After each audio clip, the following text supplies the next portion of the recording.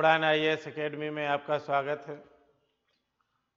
आज हम केमिस्ट्री के कुछ प्रश्न लेके आए हैं आपके सामने, जो व्यापम, पीएससी वगैरह जो एग्जाम हैं उनके लिए बहुत ही लाभदायक होंगे। खास तौर से अभी जो बच्चे तैयारी कर रहे हैं प्रयोगशाला वाली, उसके अकॉर्डिंग मैंने काफ़ी प्रयास किया है कि उसके अकॉर्डिंग क्वेश्चन मिले, ठीक है ना, क्योंकि उसमें काफ़ी टेस्टिंग से संबंधित क्वेश्चन आते हैं, परीक्षण से संबंधित। तो प्रयास किया हूँ कि आपके लिए वो चीज़ें दे सकूँ। तो चलो चलते हैं। आप लोगों को बहुत आनंददायक ये विषय लगेगा, क्योंकि आज अच्छे क्वेश्चन हैं आपके लिए, ठीक है ना। चलो, पहला अपना क्वेश्चन है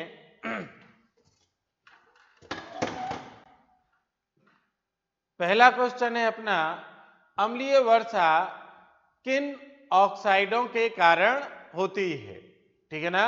अपने पास ऑप्शन है मोनो ऑक्साइड और कार्बन डाइऑक्साइड, नाइट्रस ऑक्साइड और सल्फर डाइऑक्साइड, कार्बन डाइऑक्साइड और नाइट्रस ऑक्साइड, इसके बाद सल्फर डाइऑक्साइड और कार्बन मोनोऑक्साइड। तो देखो, ये बहुत ही अच्छा क्वेश्चन है और अमूमन बहुत सारे एग्जाम्स में ये आता रहता है, ठीक। तो यहाँ आपका बी ऑप्शन जो है वह सही होगा, नाइट्रस ऑक्साइड और सल्फर डाइऑक्साइड, ठीक है ना। ये अम्लीय वर्षा का मुख्य रूप से वायुमंडल में जो नाइट्रोजन के ऑक्साइड होते हैं और सल्फर डाइऑक्साइड होते हैं, इनके उत्सर्जन के कारण ये अम्लीय वर्षा होती है, ठीक है ना। तो इन दोनों को याद रखना है हमें, नाइट्रस ऑक्साइड और सल्फर डाइऑक्साइड, ठीक है ना। इसके बाद सेकेंड आपका क्वेश्चन है, calcium sulphate hemihydrate CaSO4 into half H2O का सामान्य नाम क्या है जी। ये तो रासायनिक नाम हो गया, लेकिन ये सामान्य नाम इसका क्या है? ब्लीचिंग पाउडर का, बुझा हुआ चूने का, प्लास्टर ऑफ पेरिस का या डिटर्जेंट का? लगाइएगा। इसका ऑप्शन है सी, प्लास्टर ऑफ पेरिस का, ठीक है ना। अच्छा, इसमें प्लास्टर ऑफ पेरिस है ना, इसमें जो जिंक यूज होता है ना, ठीक है ना, जो इसमें जिप्सम प्रयुक्त होता है, ये पेरिस फ्रांस से मंगाया जाता है, ठीक है ना। ये पेरिस वाला है, इसलिए इसे क्या कहते हैं? प्लास्टर ऑफ पेरिस, ठीक है ना। याद रखिएगा इसे। इसमें जो जिप्सम यूज होता है वो कहां से मंगाया जाता है, कहां से प्राप्त होता है? पेरिस, फ्रांस से, ठीक है ना। तो इसलिए इसका नाम क्या हो गया? Plaster of Paris. Okay, next question की ओर चलते हैं। थर्ड क्वेश्चन है अपना कि 17 कैरेट सोने में, ठीक है ना, अन्य धातुओं के कितने भाग होते हैं? अब देखो, शुद्ध जो होता है वह कितने? 24 कैरेट में होगा, और इस पे कितना है? 17 है। तो 17, 24 में से 17 जाएंगे, कितने बचेंगे? 7, ठीक है ना। तो 7 जो हैं वो अन्य धातुओं के इसमें भाग होंगे, ठीक है ना, अन्य धातुओं के भाग होते हैं। जैसे इसमें तांबा और चांदी का भी भाग होगा, ठीक है ना। तो वो कितना? 7 होंगे। आंसर आपका सी सही होगा। ध्यान रखिएगा, ऐसा दे देता है। अब 17 कैरेट सोने मतलब 24 कैरेट हमें याद रखना पड़ेगा कि शुद्ध रूप होता है। तो अब बचा हुआ और कितना होगा, तो वह ध्यान रखिएगा कि 17 है, 24 होता है, घटा दीजिए, कितना बचा? 7। ओके, चलिए नेक्स्ट क्वेश्चन की ओर चलते हैं। नेक्स्ट क्वेश्चन है अपना, किसी विलयन की सांद्रता द्रव्यमान प्रतिशत के लिए सही सूत्र क्या है? ये हम बहुत पढ़े हैं, है ना। 11th में 10th में ये विलयन की सांद्रता बहुत बार पूछी गई है, ये आपसे आराम से ही बन जाएगा, है ना। बनाइए, आया समझ में। इसका उत्तर क्या होगा? बी, विलेय का द्रव्यमान बटे विलयन का द्रव्यमान इंटू 100, ठीक है ना। चलिए नेक्स्ट क्वेश्चन है,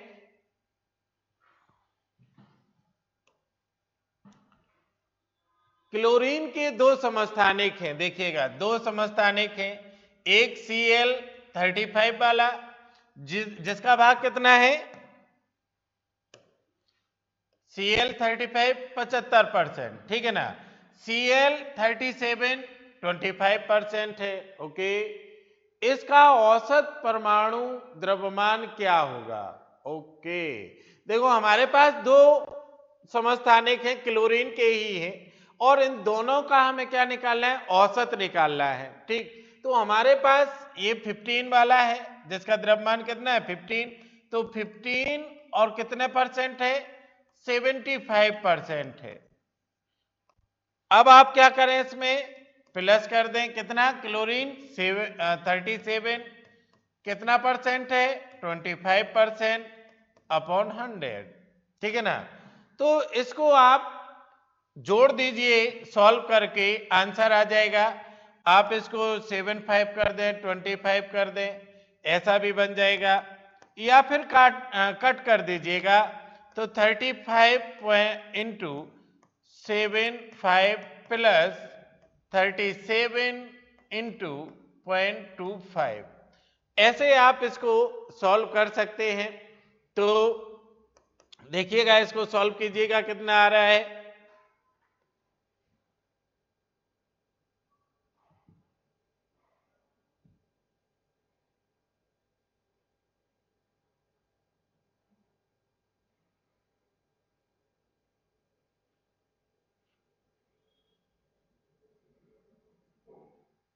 कितना होगा? 26.25, 26.25 हो गया, प्लस दूसरा से सॉल्व करिए 37 इंटू 25,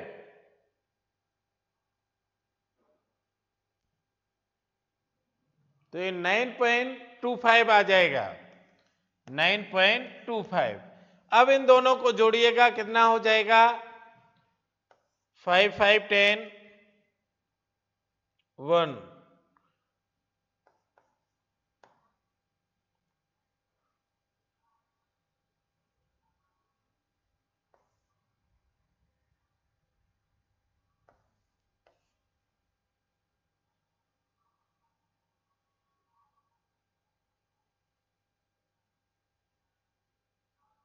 नहीं थोड़ा सा मिस्टेक हो गया इसमें।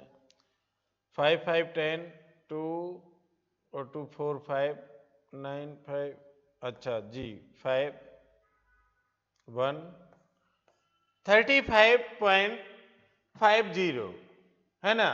तो इसका सी ऑप्शन अपना सही होगा, ओके। सी ऑप्शन इसका सही है, ओके। समझ में आया ना। हमारे पास दो थे क्लोरीन के समस्थानिक, हमने दोनों को लिया, अलग अलग जो परसेंट था उसके हिसाब से हमने इसको जोड़ लिया, जोड़ने के बाद हमारा आंसर ये आया। तो कितना? 35.5 म्यू। इसके बाद नेक्स्ट अपना आता है, किसी धातु की अभिक्रियाशीलता सबसे अधिक, नहीं किस धातु की, अच्छा ये दिया हुआ है, तो ये अभिक्रियाशीलता, ये आप एक टेबल हमेशा इसकी याद ही कर लीजिए, ये आता ही रहता है क्वेश्चन, ठीक है ना, अभिक्रियाशीलता के आधार पर। तो इसमें क्या क्या है देखिएगा, सोडियम है, लिथियम है, पोटेशियम है, कैल्शियम है, इसमें इसके आधार पर इसका आंसर सी सही हो जाएगा, पोटेशियम, ठीक है ना। आगे चलते हैं,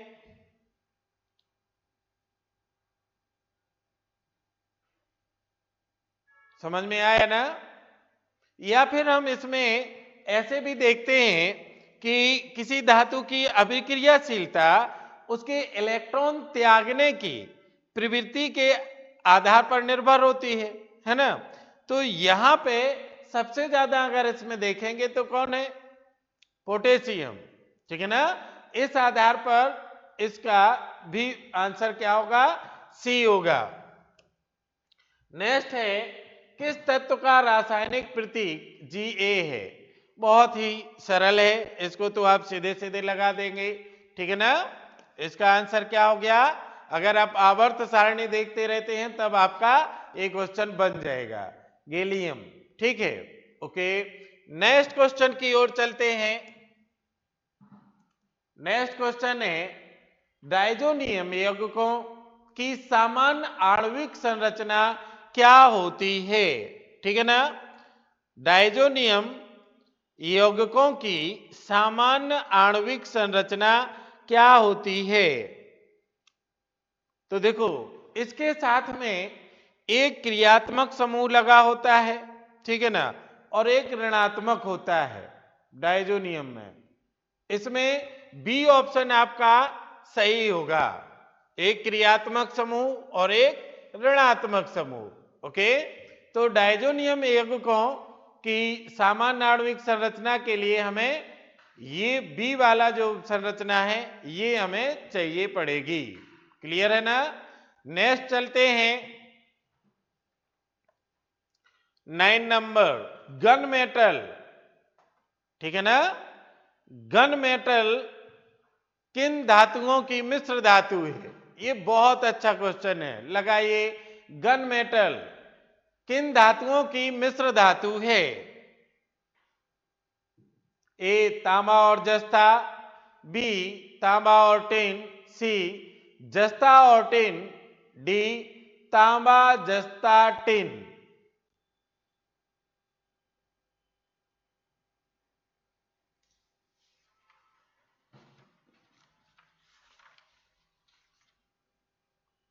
क्या होगा आंसर, डी तांबा जस्ता टिन।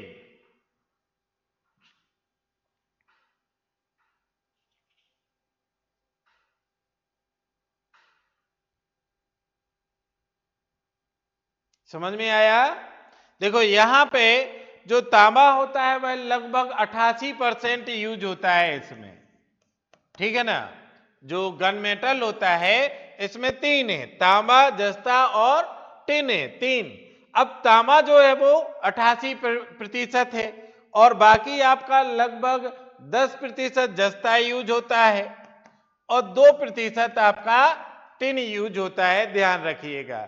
तो गन मेटल में तांबा जस्ता और टिन यूज हो रहा है, जिसमें तांबा 88%, जस्ता 10% और टिन 2% यूज होता है। इनकी संयुक्त जो मिश्र धातु बनती है उसे हम क्या कहते हैं, गन मेटल कहते हैं।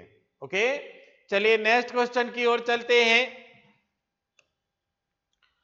नेक्स्ट क्वेश्चन है अपना, हॉर्न सिल्वर किस खनिज को कहा जाता है। देखिए ऐसे ही व्यापम क्वेश्चन देता है, आप देखिएगा इनको। और सामान्यतः जो प्रयोगशाला में जो क्वेश्चन है वह ऐसे ही क्वेश्चन है कि आपके सोचे अरे ये कहाँ से आए, अभी तक तो ये देखा नहीं, ये कहाँ से आ गया। तो ऐसी चीजें आपके लिए छांट के लाए हैं, आप इनको बिल्कुल याद ही कर लीजिए, ठीक है ना। हॉर्न सिल्वर किस खनिज को कहा जाता है। अपने पास ऑप्शन है silver iodide, silver chloride, zinc phosphate और सिल्वर सल्फाइड, ठीक है ना। किसे कहा जाता है, ऑप्शन आया बी सिल्वर क्लोराइड को, ठीक है ना। सिल्वर क्लोराइड को हॉर्न सिल्वर के नाम से जाना जाता है। इसमें AgCl, इसे हम किस नाम से जानते हैं, horn silver. Okay, next question की ओर हम चलते हैं। नेक्स्ट क्वेश्चन है अपना, जिंक और कॉपर सल्फेट इस अभिक्रिया के उत्पाद क्या हैं। अब देखो ये अभी हम कह रहे थे अभिक्रियाशीलता के आधार पर इसमें क्या हो जाता है, स्थापन होता है धातुओं का। तो अब यहाँ जिंक है, यहाँ क्या लगा है, कॉपर लगा है, तो इस अभिक्रिया के उत्पाद क्या बनेंगे। आप बहुत ही थोड़ा सा दिमाग लगाएं और पूरा क्वेश्चन सॉल्व है, ठीक है ना। ध्यान दीजिएगा।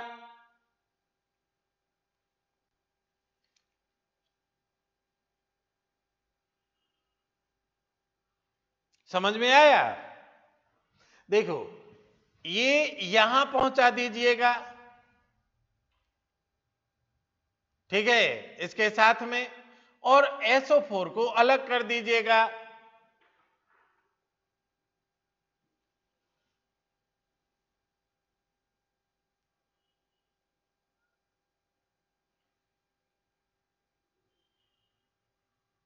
Zn SO4 और Cu, ये देखो गलत हो गया इसमें, Zn SO4, ये हाँ इस रूप में भी हो जाएगा, ठीक है, ऑप्शन अपने पास अलग है, Zn SO4 के साथ में और ये अलग हो जाएगा, ठीक।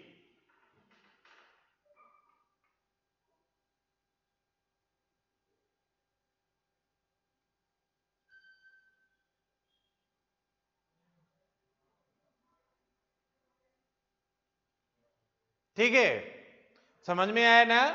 प्रतिस्थापन वाला Zn है और Cu है, तो इसकी जगह ये आ जाएगा, ये आपका इसके साथ Zn SO4 और Cu अलग हो गया, प्रतिस्थापन कर दिया, ठीक है ना। हम इसे उसमें भी क्या बोलते हैं, धातु अभिकर्मक जब पढ़े थे उसमें भी इसको जाने थे, ठीक है ना, मेटलर्जी। निम्नलिखित में से किस आबंध में विद्युत ऋणात्मकता का अंतर सर्वाधिक है। अच्छा, विद्युत ऋणात्मकता समझ रहे हैं ना, किसमें, इनमें F और F के बीच में, यहां तो नहीं होगी, चलो पहले आप देखो इसके बाद बता रहा हूं। F के बीच है, CaF के बीच है, HF के बीच है और NaF के बीच में किसमें ऋणात्मकता ज्यादा होगी।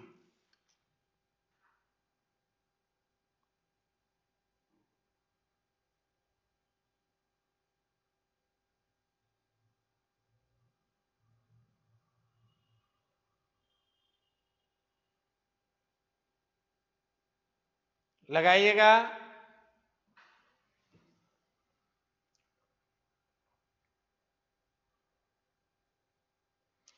देखो यहां पे आपने विचार कर लिया होगा, जो हमारे पास सोडियम है Na है, एक क्षार के रूप में है ना, इसकी विद्युत ऋणात्मकता बहुत कम होती है, 0.93 तक, ठीक है ना। और दूसरे जो आपका F है, इसकी विद्युत ऋणात्मकता कितनी होती है, अगर हम आबंध के रूप में देखें, मतलब जैसे ये बॉन्डिंग यहां बनी हुई है उसके अकॉर्डिंग देखें, तो इसमें F में कितना होता है, लगभग 4, ठीक है ना। अब इनके बीच अंतर चाहिए हमें, तो यहां पे 4 माइनस कर दीजिए आप 093 को, तो यहां विद्युत ऋणात्मकता कितनी निकल के आएगी इनके बीच में, लगभग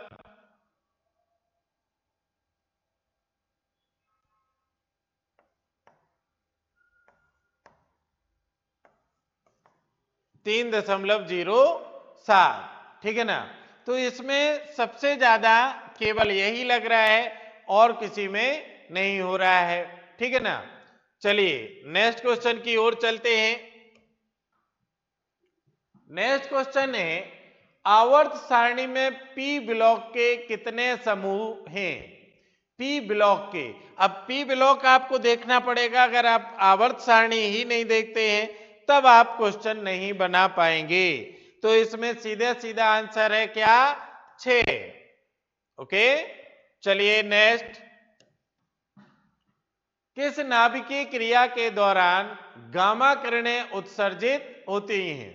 देखो, नाभिकीय क्रिया के दौरान गामा किरणें उत्सर्जित होती हैं। पहला ऑप्शन है आपके पास में, जब नाभिक अपनी मूल अवस्था से उत्तेजित अवस्था में जाता है। दूसरा, जब एक उत्तेजित अवस्था का नाभिक स्वतः अपनी मूल अवस्था या निम्न ऊर्जा स्तर में क्षय होता है। ओके, अंदर आता है, ठीक। जब अल्फा और बीटा किरणें टकराती हैं। उपयुक्त में से कोई नहीं। तो इसका आंसर क्या होगा? सबसे सटीक ये बन रहा है आपका।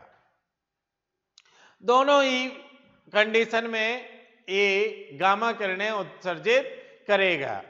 या अपनी मूल, ये है ना, एक उत्तेजित अवस्था का नाभिक स्वतः अपनी मूल अवस्था या निम्न ऊर्जा स्तर में जाता है, ऊर्जा का क्षय करता है, तो गामा किरणें निकलती हैं। ठीक है, नेक्स्ट क्वेश्चन।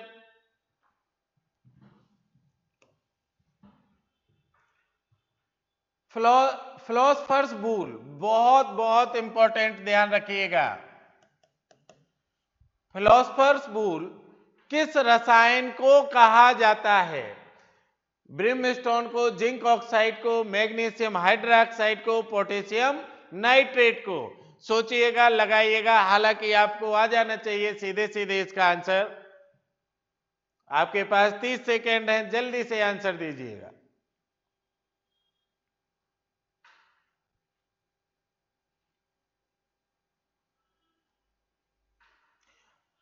आंसर मिला जिंक ऑक्साइड। ठीक है ना? फिलोसफर्स बूल किस रसायन को कहा जाता है? तो जिंक ऑक्साइड को। अब इसको क्यों कहा जाता है पता है? क्या होता था, जो हमारे प्राचीन रसायनज्ञ थे, जब वायु में ये जिंक को जलाते थे तो एक सफेद रेशेदार जिंक निकलता था। ठीक है ना? सफेद जिंक ऑक्साइड बनता था उसमें से, सफेद कलर का, जिसे ये फिलोसफर्स बूल के नाम से जानते थे। ठीक है ना? ये इसी का एक और नाम आता है, लाना फिलोसोफिका। ठीक है ना? याद रखना है, फिलोसफर्स बूल या लाना फिलोसोफिका।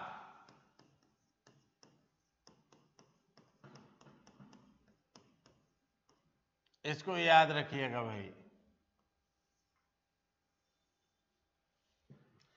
या तो फिलोसफर्स बूल के नाम से कहेगा या फिर लाना फिलोसोफिका के नाम से एक क्वेश्चन पूछेगा। ठीक, कौन है ये? Zinc oxide. जिंक ऑक्साइड को, जो जिंक को जब हवा में रख के जलाते थे तो उससे एक सफेद कलर का क्या बनता था? जिंक ऑक्साइड बनता था, जिसे फिलोसफर्स बूल या लाना फिलोसोफिका कहते थे। ठीक है ना?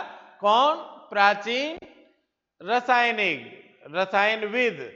नेक्स्ट के चलते हैं क्वेश्चन में। एल्यूमिना किसे कहते हैं? देखो, एल्युमिनियम, एल्यूमिना सब अलग अलग।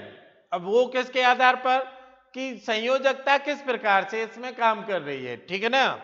तो इसमें किसे कहते हैं? Al2O3। ओके, सीधा सीधा आंसर है। तो नेक्स्ट क्वेश्चन की ओर चलते हैं। फंजास का नियम। ओके, ध्यान दीजिएगा। फंजास नियम के अनुसार सहसंयोजकता किस प्रकार के धनायन द्वारा प्रबल होती है? बहुत अच्छा क्वेश्चन है। ए ऑप्शन है छोटे आकार और कम आवेश वाले धनायन, छोटे आकार और कम आवेश वाले धनायन। बी ऑप्शन है बड़े आकार और अधिक आवेश वाले धनायन। सी ऑप्शन है अधिक आवेश और छोटे आकार वाले धनायन। डी ऑप्शन है कम आवेश और बड़े आकार वाले धनायन। ठीक है ना।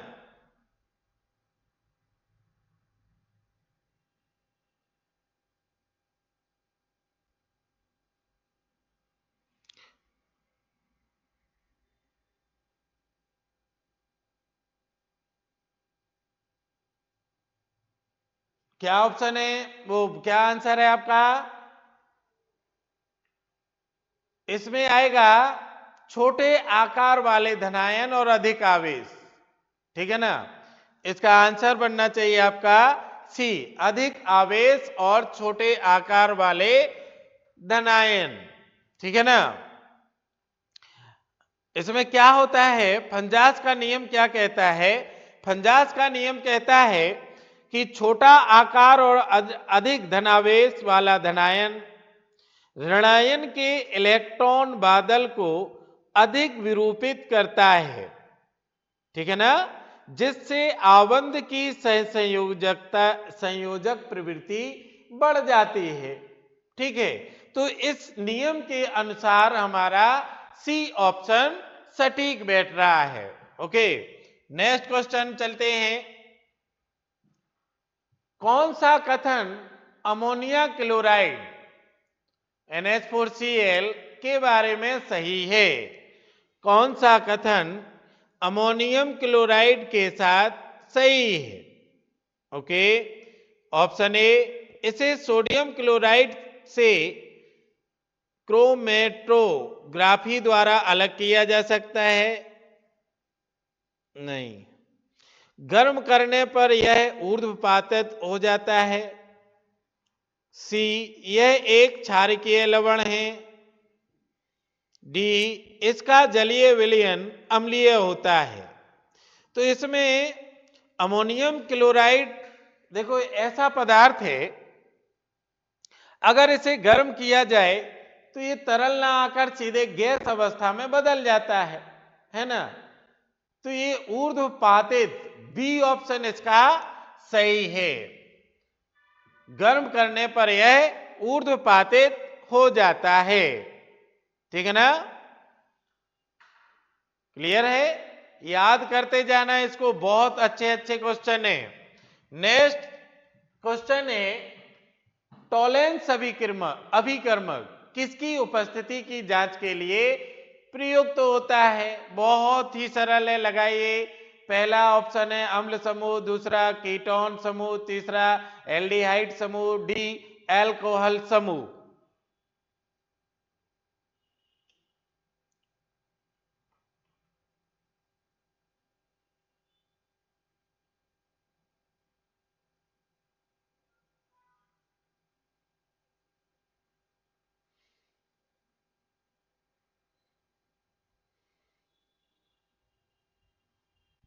बना, इसका ऑप्शन क्या होगा?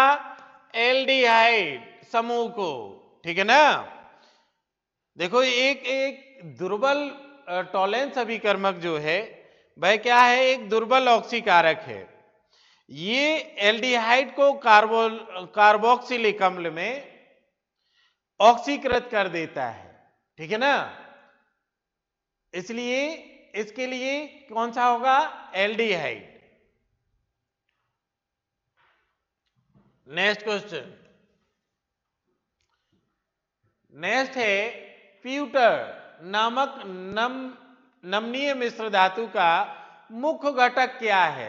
तांबा, जस्ता, टिन, विस्मित।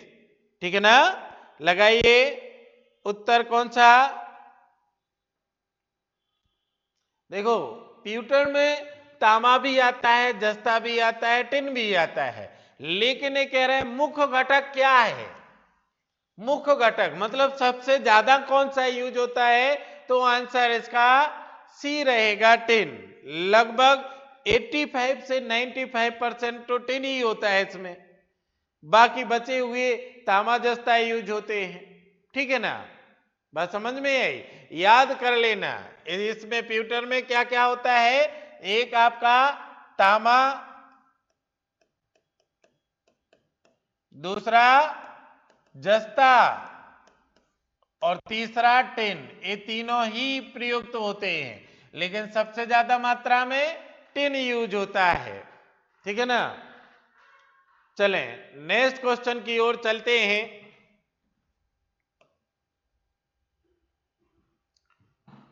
कार्बनिक यौगिकों में नाइट्रोजन की मात्रा का आकलन करने की विधि को क्या कहते हैं? ठीक है, लाइविंग विधि, क्लेजेल डाहल विधि, कार्बाइड विधि, ड्यूमास विधि। ओके, नाइट्रोजन की मात्रा ध्यान रखिएगा, लाइविंग, केजेल डाहल विधि, ठीक है, कार्बाइड विधि। इसमें आप ऑप्शन बहुत बहुत नजदीक है, बताइए जल्दी।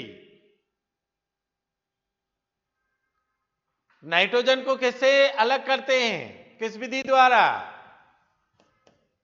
बी ऑप्शन, केजेल डाहल विधि, ठीक है ना, याद रखिएगा, ये पूछा जाएगा, कई बार पूछा गया क्वेश्चन है, ध्यान रखो। नेक्स्ट क्वेश्चन की ओर चलते हैं। कार्बनिक यौगिकों में देखो, अभी हम नाइट्रोजन निकाले थे, अब ये दूसरा क्वेश्चन क्या कह रहा है, हैलोजन की मात्रात्मक जांच के लिए कौन सी विधि का प्रयोग करते हैं? तो ये वाला तो गया है ना, इससे तो क्या निकाल रहे थे हम, नाइट्रोजन, ठीक है। अब तीन ऑप्शन आपके पास मिल रहे हैं, निकालिएगा, बन जाना चाहिए।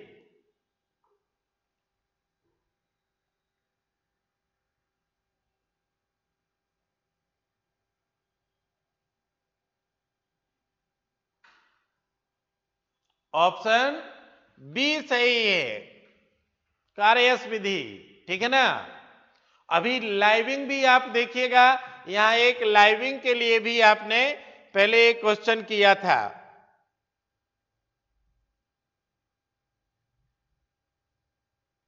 नहीं, प्यूटर का था शायद, चलो आएगा, अभी लाइविंग भी आएगा, टेंशन मत लो।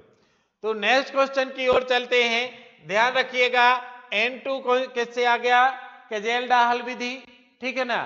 कायर्स विधि में क्या मिल गए हमें, हेलोजन, याद कर लो अच्छे से, कायर्स हेलोजन, ठीक है, कार्यस, और कजेल डाहल में नाइट्रोजन।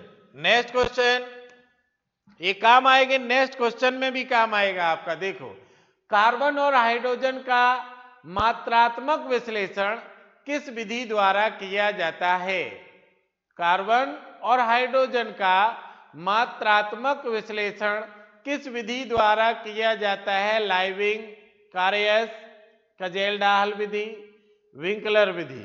लगाइए, अब काफी ऑप्शन आप अलग कर चुके हैं, आशा करता हूं एक बहुत आराम से इस क्वेश्चन को आप बना लेंगे।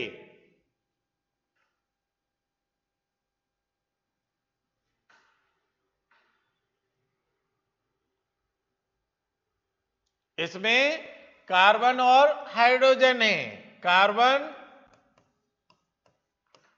और हाइड्रोजन के लिए, ठीक है ना।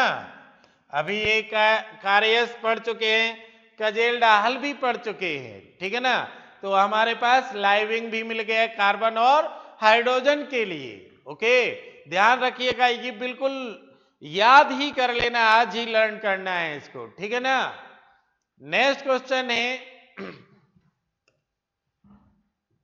ड्यूमास विधि किस तत्व के आकलन के लिए प्रयुक्त होती है? ठीक है ना, ड्यूमास विधि किसके लिए? कार्बन है, सल्फर है, नाइट्रोजन है और हेलोजन है।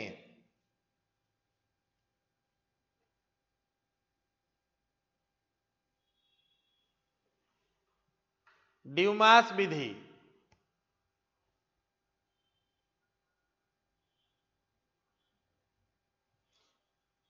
अच्छा, ड्यूमास विधि का एक और नाम बता दें तो क्या सॉल्व हो जाएगा? इसका एक और नाम है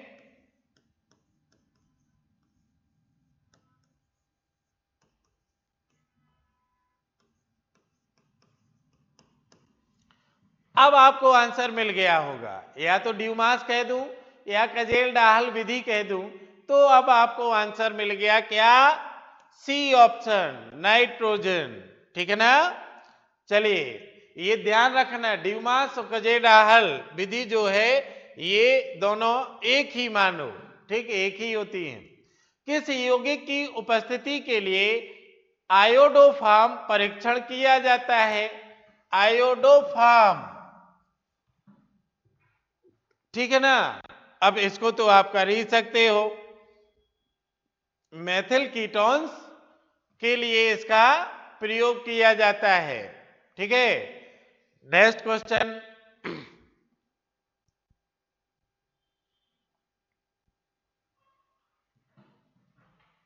26 नंबर। बियर का अभिकर्मक किसकी असंतृप्तता की जांच करने के लिए प्रयुक्त होता है? किसकी जांच करने के लिए प्रयुक्त होता है बियर का अभिकर्मक? बहुत अच्छा क्वेश्चन।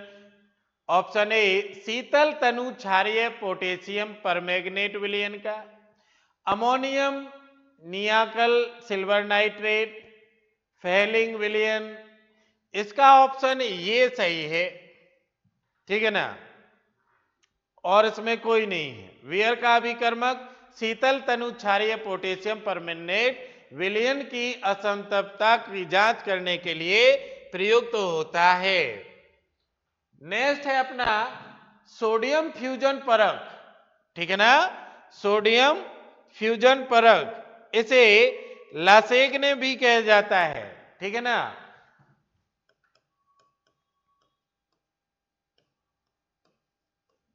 लासेग्ने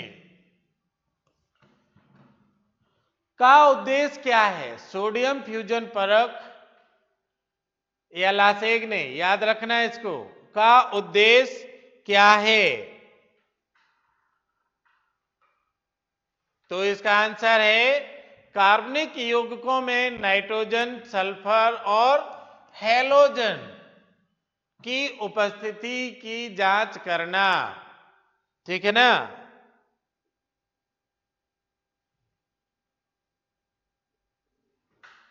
क्लियर? लासेग्ने परख या सोडियम फ्यूजन परख टेस्ट, ठीक है ना, ये ऐसे माने जाते हैं, इसको कह दो या इसको कह दो, ओके, क्योंकि वही चीजें निकल के आती हैं। देखो नेक्स्ट क्वेश्चन उसी से, लासेग्ने परख किससे संबंधित है? अब तो आंसर बन ही जाएगा। देखो ऑप्शन ए सोडियम फ्यूजन परीक्षण का दूसरा नाम, ठीक है, ओके। और इसमें हम किसका परीक्षण कर रहे थे? भली भांति याद है, ओके। नेक्स्ट चलते हैं 29। किस यौगिक में बोरान sp3d2 संकरण नहीं दर्शाता है? ओके, ये अब आपको थोड़ा सा टाइम लगेगा अगर आप इसका इलेक्ट्रॉनिक विन्यास करेंगे तो। चलो करो, वैसे बन जाना चाहिए, बनाइए।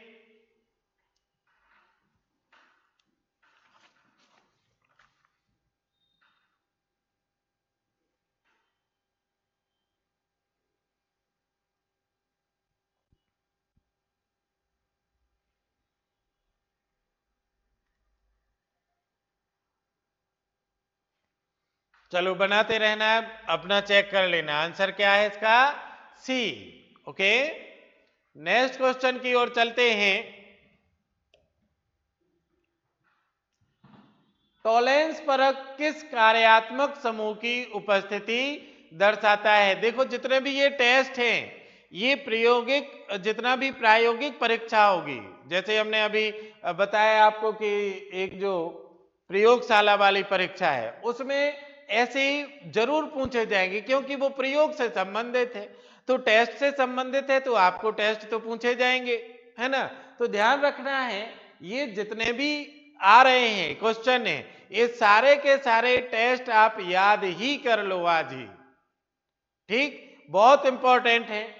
टॉलेंस परख किस कार्यात्मक समूह की उपस्थिति दर्शाती है? ठीक है, तो इसका आंसर क्या बनेगा? एल्डिहाइड। ओके, क्या है? एल्डिहाइड। नेक्स्ट क्वेश्चन, जल में घुली गैस की मात्रा उसके आंशिक दाब के अनुक्रमानुपाती होती है, यह नियम किसका कथन है? ओके, जल में घुली गैस की मात्रा, याद करो,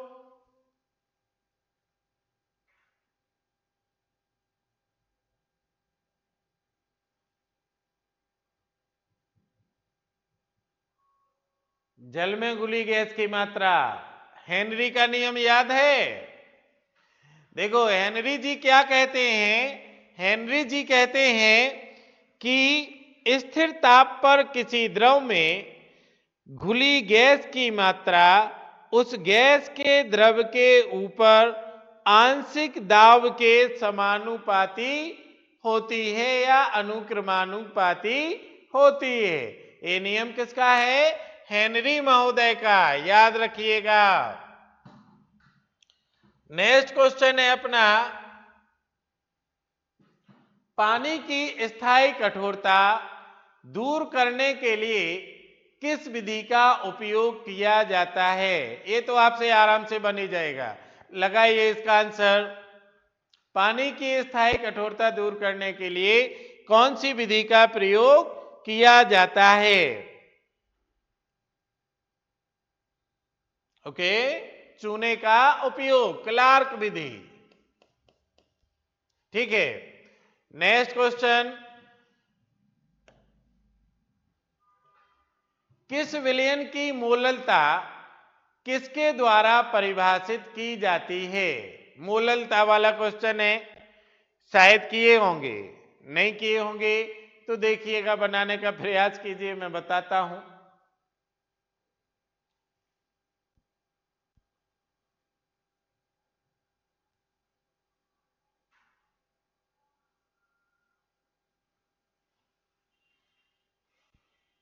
आया जी, विलेय के मोल प्रति किलोग्राम विलायक, ठीक है, किसी विलयन की मोललता विलेय के मोल प्रति किलोग्राम विलायक के साथ दर्शाते हैं। ठीक है, परमाणु के नाभिक में कौन से कण पाए जाते हैं? अब ये तो छोटा बच्चा भी बता देगा, ये बताने की जरूरी नहीं है, आप करो। बहुत ही सरल क्वेश्चन है ना, याद है? कक्षा 6, 7, 8 में है शायद। यहां ये नाभिक है, तो नाभिक में क्या रहता है? एन और पी, प्रोटॉन और न्यूट्रॉन, और लगभग दोनों बराबर होते हैं, है ना? हाँ, अगर इनका जो अनुपात है बढ़ने लगता है तो आप समझ जाइए कि वह पदार्थ रेडियो एक्टिव एलिमेंट्स की ओर बढ़ने लगेगा। ठीक है, नाभिक में, केवल नाभिक की बात कर रहे हैं ना, तो नाभिक में प्रोटॉन न्यूट्रॉन, अगर परमाणु की बात करते तो प्रोटॉन न्यूट्रॉन और इलेक्ट्रॉन की हम बात करते, लेकिन अभी आंसर क्या बनेगा? केवल बी। ओके, नेक्स्ट क्वेश्चन की ओर चलते हैं। निम्न में से कौन सी प्रक्रिया एक रासायनिक परिवर्तन है? अभी अभी ये देखो क्वेश्चन आया भी था, ये क्वेश्चन शायद इसमें पूछा गया है, ये आया वाला है, वार्ड वाई वाला क्वेश्चन, उसमें आया था जल का वाष्पीकरण, मोमबत्ती का पिघलना, लकड़ी का जलना, नमक का जल में घुलना। क्या होगा आंसर? सी। ओके, बहुत सरल था बच्चे, इसमें भी भ्रमित, बताओ आप। एक रासायनिक परिवर्तन होता है रासायनिक, और एक होता है भौतिक परिवर्तन।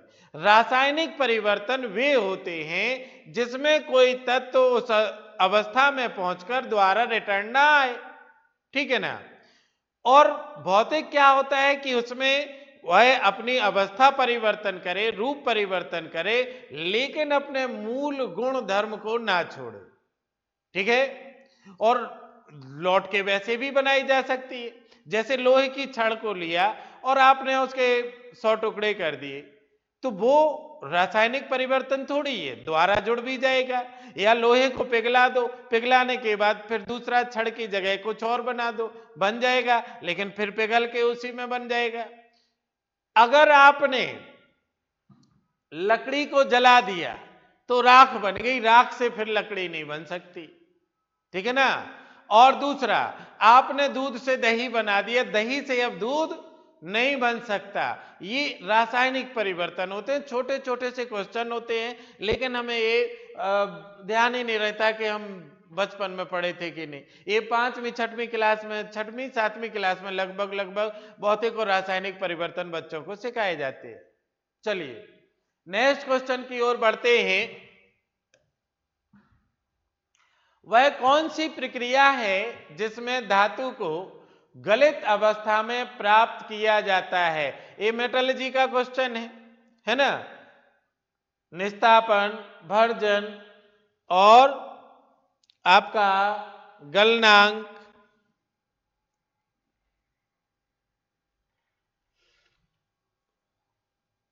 या शोधन। तो इसमें आंसर क्या बनेगा आपका? गलित अवस्था में प्राप्त कर रहे हैं तो स्मेल्टिंग ही होगा, है ना। सी ऑप्शन आपका सही होगा।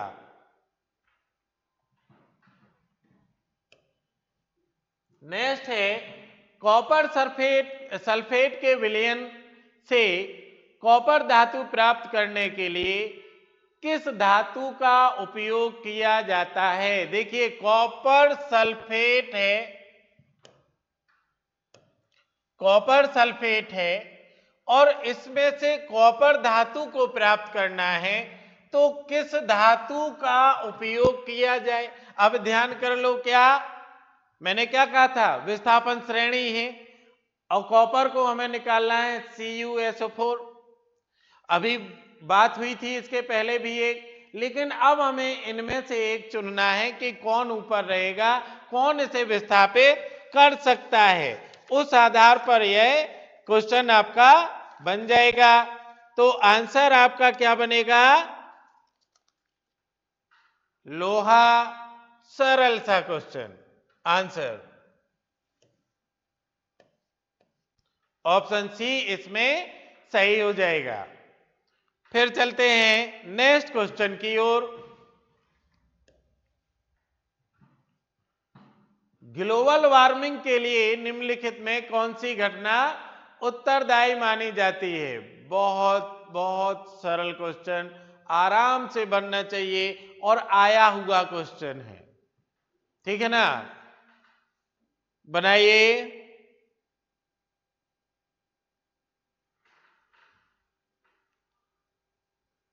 इसके लिए ग्रीन हाउस प्रभाव जिम्मेदार है, ठीक है ना।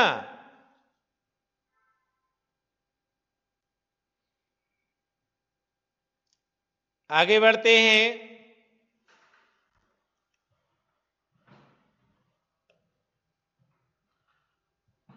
समान ताप और दाब पर किस गैस के अणुओं की औसत गति सबसे अधिक होती है? ओके, समान ताप और दाब पर किस गैस के अणुओं की, गैस पूछ रहा है, गैस हालांकि चारों ही दी गई हैं, औसत गति सबसे अधिक होगी?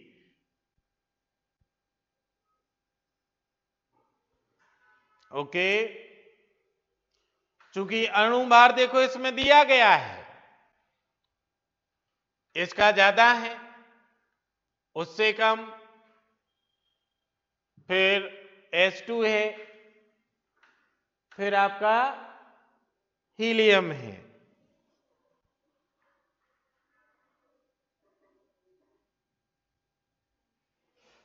इसमें आपका आंसर क्या होना चाहिए? हीलियम, ठीक है ना, हल्की गैस। निम्नलिखित में से सबसे अधिक विद्युत ऋणात्मक तत्व कौन सा है? ठीक है, विद्युत ऋणात्मक तत्व कौन सा है? क्लोरीन, ऑक्सीजन, नाइट्रोजन और फ्लोरीन। तो इसमें आंसर क्या बनेगा इसका? फ्लोरीन। ठीक है ना, ये कई बार पूछा गया है क्वेश्चन, ध्यान रखिएगा इसका। सबसे ज्यादा फ्लोरीन। चलिए नेक्स्ट क्वेश्चन की ओर चलते हैं।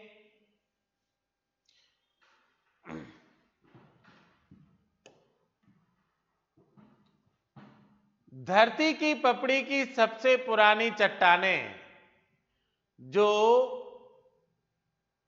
कभी पिघली हुई अवस्था में थी और ज्वालामुखी विस्फोट से बाहर आईं, उन ठोस चट्टानों को क्या कहा जाता है? मतलब इनका सीधा सा क्वेश्चन है कि जो ज्वालामुखी क्रिया द्वारा चट्टानें बनती हैं वो कौन सी हैं? तलछटी, आयंत्रित, आग्नेय और बेसाल्टिक।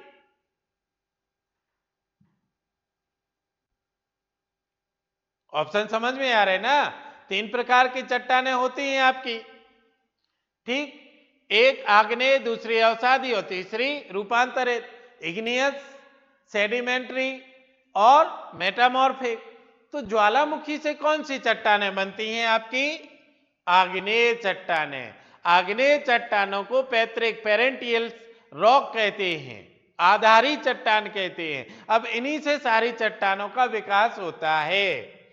नेक्स्ट क्वेश्चन की ओर चलते हैं। Fe2 आयन Z26 में d इलेक्ट्रॉन की संख्या निम्न में से किस आयन के d इलेक्ट्रॉनों की संख्या के बराबर नहीं है? ओके, बनाइए इसका पहले विन्यास बना के आपको इसको सॉल्व करना पड़ेगा।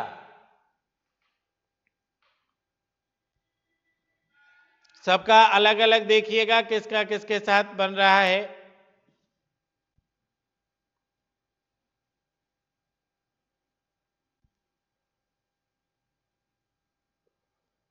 ये डी इलेक्ट्रॉन की संख्या के बराबर नहीं है।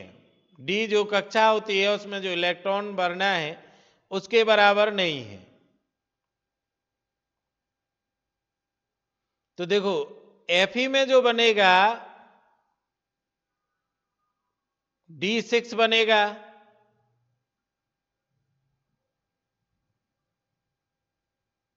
ओके।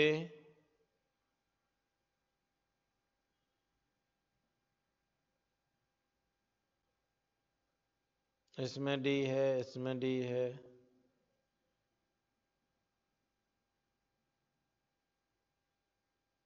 जी। Cr अगर देखा जाए तो इसका जो 3D बन रहा है इसमें 4 आ रहे हैं, बाकी सभी में 6 आएंगे। इसमें देखो ए लास्ट में आप देखिएगा इसमें D6 बनेगा, इसमें भी D6 मिलेगा, इसमें भी D6 बन रहा है, लेकिन इसमें D4 बन रहा है। तो आप सी ऑप्शन इसका सही होगा, ठीक है ना। चलो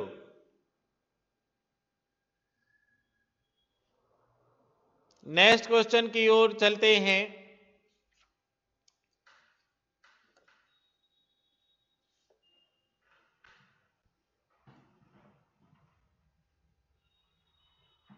नेक्स्ट क्वेश्चन है फिनोप्थिलीन सूचक अम्ल क्षार अनुमापन में क्षारीय माध्यम में क्या रंग दिखाता है?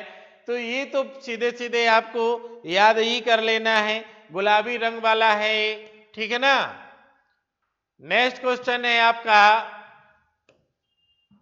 वह प्रक्रिया कौन सी है जिसमें अयस्क को वायु की उपस्थिति में उसके गलनांक से नीचे ताप पर गर्म किया जाता है ताकि नमी और वाष्पशील अशुद्धियां दूर हो सकें?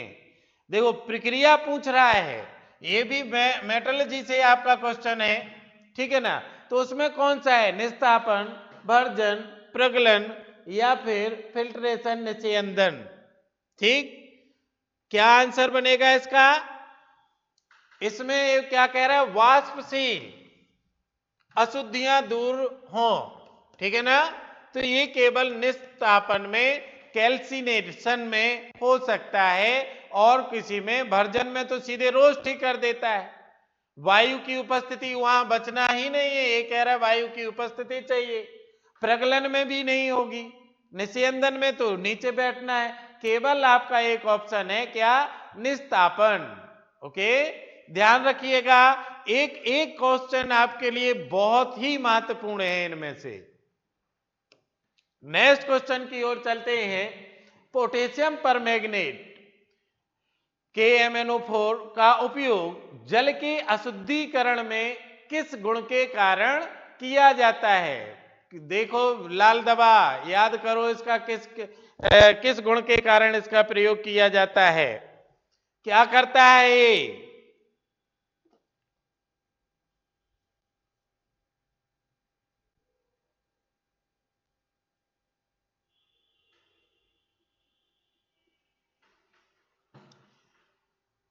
KMnO4 क्यों डालते हैं?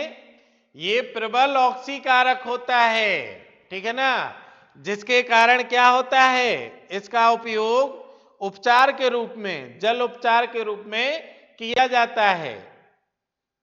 क्योंकि लोहा, मैग्नीज, हाइड्रोजन सल्फाइड अगर इनसे दूषित जल होता है तो ये इसे ऑक्सीकारक करके, है ना, ऑक्सीकृत करके शुद्ध बना देता है, ठीक है ना, और साथ में ये जीवाणु नाशक भी होता है। ओके, ध्यान रखना है इसका आंसर प्रबल ऑक्सीकारक होने के कारण इसका क्या करते हैं, उपयोग करते हैं। ये नहीं कि वहां उसमें जो क्या बोलते हैं कीटाणु वगैरह हैं वो मर जाएं। ऑक्सीकारक है तो गंदगी है वो बैठा देगा, अलग कर देगा इसको, साथ में शुद्ध भी कर देगा। इलेक्ट्रॉनों की अधिकतम संख्या जो किसी कक्षा में रह सकती है किस सूत्र द्वारा दी जाती है? ओके, 2n², बोरबरी का सिद्धांत जो है 2n²। इन्होंने इलेक्ट्रॉनों की अधिकतम संख्या कितनी होगी इस नियम को बताया था, इसका सी ऑप्शन सही होगा। इस प्रकार से 2n²। ओके, नेक्स्ट क्वेश्चन की ओर चलते हैं। निम्न में से कौन सा युग्म आयनिक यौगिक का नहीं है? आयनिक जो आयन बनाते हैं, ठीक है ना, कौन सा? Carbon tetrachloride CCl4। Okay, next अपना क्वेश्चन है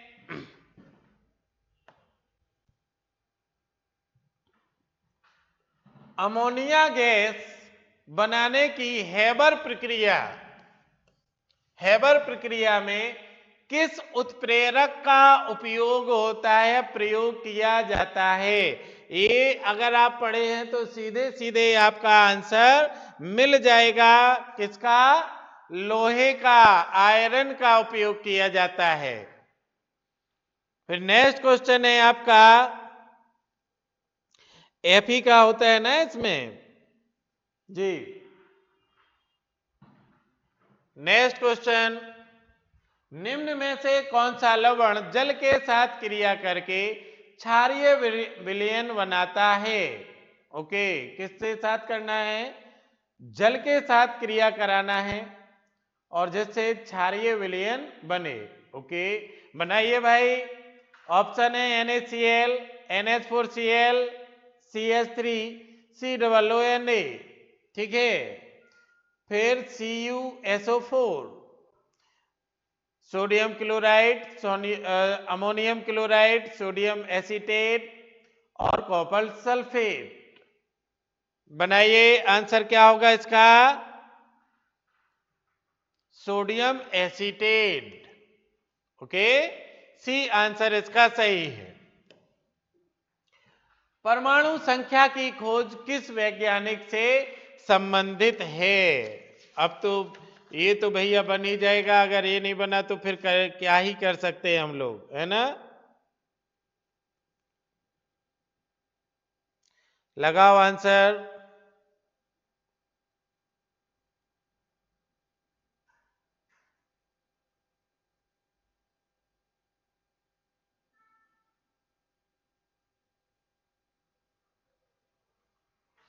आवर्त सारणी की नींव किसने रखी थी?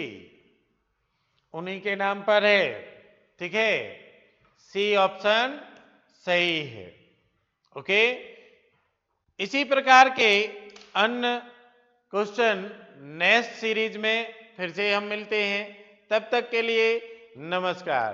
इनको याद जरूर कर लेना, ठीक है ना, ये पक्का फंसेंगे।